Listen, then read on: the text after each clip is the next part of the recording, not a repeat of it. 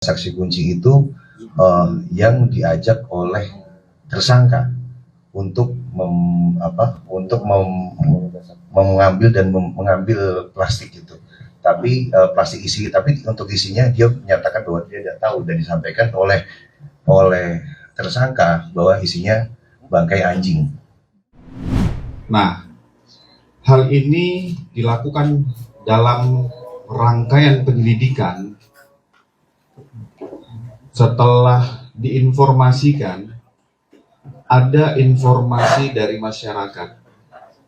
Dari informasi ini penyelidik melakukan pendalaman terhadap beberapa keterangan saksi-saksi, baik yang berada di TKP, keluarga korban, orang-orang dekat korban, termasuk menganalisa rekam digital komunikasi, sehingga mengerucut kepada satu orang yang diduga, dan ini diamankan oleh penyidik Polres Satreskrim Polres Metro Jakarta Selatan pada saat dilaksanakan pemeriksaan, termasuk pemeriksaan saksi, lakukan pencocokan alat bukti, didapat informasi dari saksi kunci adanya dugaan keterkaitan hilangnya Ananda AKN yang diidentifikasi dilakukan oleh saudara AI. Pendalaman percakapan digital terlapor ataupun yang terduga pelaku, penyidik menemukan adanya indikasi kuat dorongan emosional pelaku. Dari handphone yang diamankan, terlapor secara terang-terangan menuliskan kalimat, "Gimana caranya gue balas dendam?" Ini muncul berulang kali di dalam konteks kemarahan serta rasa sakit hati yang ia tujukan ke pihak tertentu. Dalam proses pemeriksaan oleh penyidik, terlapor memiliki dorongan emosional dan niat untuk melakukan balas dendam.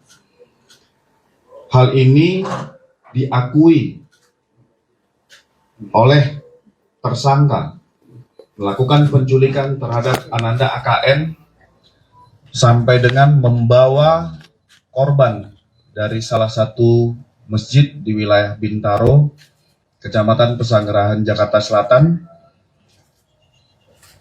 Pada saat korban dibawa dalam kondisi menangis yang tidak berhenti, sehingga dibekap hingga meninggal dunia.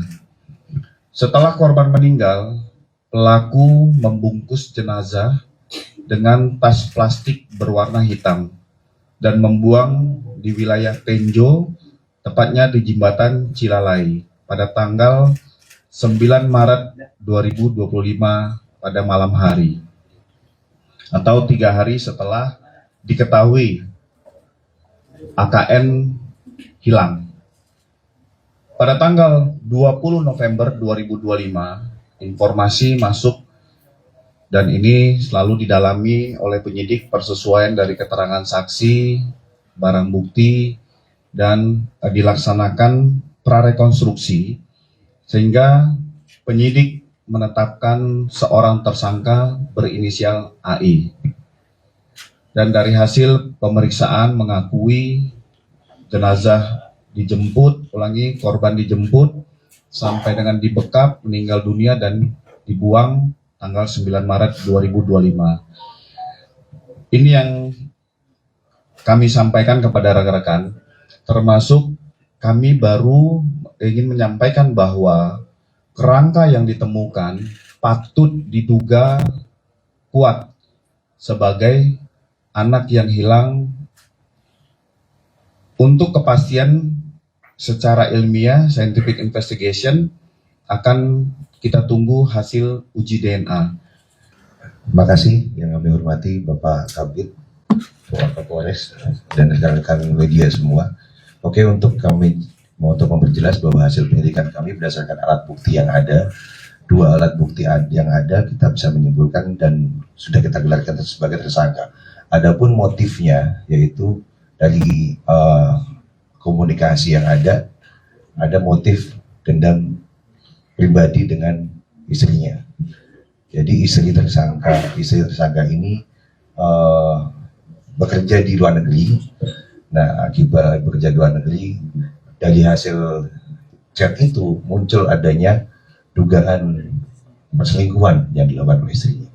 Nah, di situ ada motif tersendiri terhadap si tersangka ini untuk melakukan pembunuhan itu terhadap anak, karena anak ini ialah anak tiri dari tersangka. Mungkin itu. Kronologi korban ditemukan. Untuk kronologi korban ditemukan berdasarkan saksi-saksi kunci yang sudah kita periksa. Ada satu inisial G, yang mana saksi kunci itu yang diajak oleh tersangka untuk